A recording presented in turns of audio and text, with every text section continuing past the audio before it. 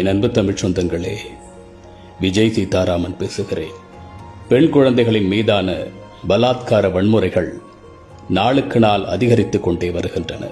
தரவுகளின் அடிப்படையில் 2024ஆம் ஆண்டில் தமிழகத்தில் மட்டும் 6900க்கும் மேற்பட்ட போக்சோ வழக்குகள் பதியப்பட்டிருக்கின்றன. இது ஒரு நாளைக்கு சற்றேறக்குறைய 19 வழக்குகள். குறிப்பாக சமீப காலமாக வருகின்ற சில செய்திகள் பெரும் அச்சத்தை ஏற்படுத்துகின்றன. யாருக்குள் எந்த மிருகம் ஒளிந்திருக்கின்றது என்று கணிக்க முடியவில்லை.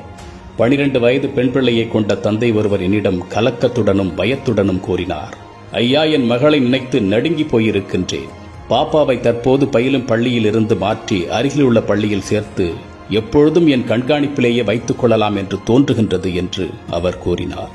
அந்த அளவிற்கு அச்சத்தை ஏற்படுத்தி இருக்கின்றது சமீபத்திய நிகழ்வுகள். சில நாட்களுக்கு முன்பு திருவள்ளூர் ஆரப்பாக்கத்தில் 8 வயது சிறுமிக்கு நடந்த கொடுமை, தாம்பரம் பள்ளி விடுதியில் 13 வயது குழந்தைக்கு நடந்த வன்கொடுமை, இன்னும் எத்தனையோ நிகழ்வுகளை நாம் பட்டியலிட முடியும். ஒவ்வொரு ஆண்டும் இந்த குற்றங்கள் அதிகரித்துக் கொண்டுதான் இருக்கின்றன.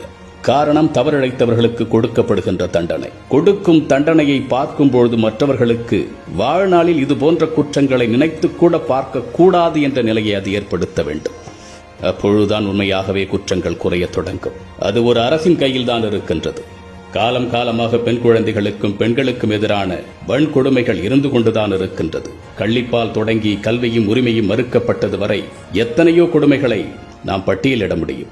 உறவினர்கள் வட்டத்தில் தொடங்கி பள்ளியில் சீண்டல்கள், பேருந்தில் சீண்டல்கள், சாலையில் நடக்கையில் நிகழும் அநாகரிகங்கள், பணியிடத்தில் அத்துமீறல்கள், இன்னும் எத்தனையோ கொடுமைகளை அன்றாடம் இங்கு வாழும் ஒவ்வொரு பெண்ணும் அனுபவித்துக் கொண்டுதான் இருக்கின்றார். தான் கொடுமைகளுக்கு ஆட்படுத்தப்படுகின்றோம் என்று நன்றாக உணர்ந்தும் குடும்ப சூழல், வாழ்வாதாரம் மற்றும் இயலாமையால் அதை சகித்துக் கொண்டு செல்லும் கொடுமைகள் தினம் தினம் நாம் வசிக்கும் ஒவ்வொரு தெருவிலும், பகுதியிலும், ஊரிலும், நகரிலும் நடந்த வண்ணம் தான் இருக்கின்றது. தன்னை பெற்ற தந்தை தாயிடமோ உடன் பிறந்த சகோதரனிடத்தோ கூட பகிர முடியாத வேதனைகளை, வழிகளை பெண்களாக பிறந்த 90% பேர் தினம் தினம் எதிர்கொண்டு வருகின்றார்கள்.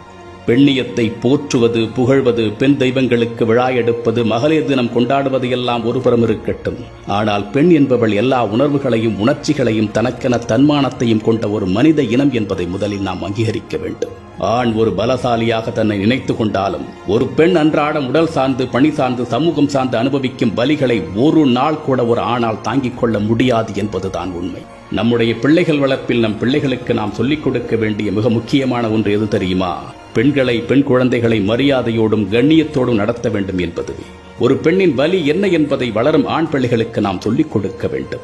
அதே வேளையில் பெண் பிள்ளைகள் வளரும் பருவத்திலேயே ஒரு பெண்ணின் சமூக பொறுப்புதான் ஒரு அறிவார்ந்த தலைமுறைக்கு வித்திடும் என்பதை சொல்லிக் கொடுத்து வளர்க்க வேண்டும். என் அன்பு தமிழ் சொந்தங்களே, இந்த நிமிடம் ஒரு உறுதி ஏற்போம்.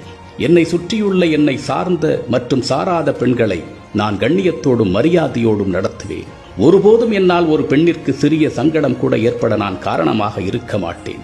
என் கண்ணில் படும், கட்டுப்பாட்டில் இருக்கும் பெண் குழந்தைகள் முதல் பெரியவர்கள் வரை அனைவரின் பாதுகாப்பையும் என்னால் இயன்றவரை உறுதி செய்வேன் என்று நாம் ஒரு உறுதி ஏற்போம். பொதுவாக உடல் அளவில் ஆண் பெண்ணை விட பலமாக இருப்பது அவளை அடக்கி ஆள்வதற்காக அல்ல, அவளை பாதுகாப்பதற்காகவும் பக்கபலமாக இருப்பதற்காகவுமே. சிந்திப்போம். மற்றும் ஒரு பதிவில் சந்திப்போம். தமிழனாய் பிறந்தேன் என்ற பெருமையுடன் விஜய் சீதாராமன்.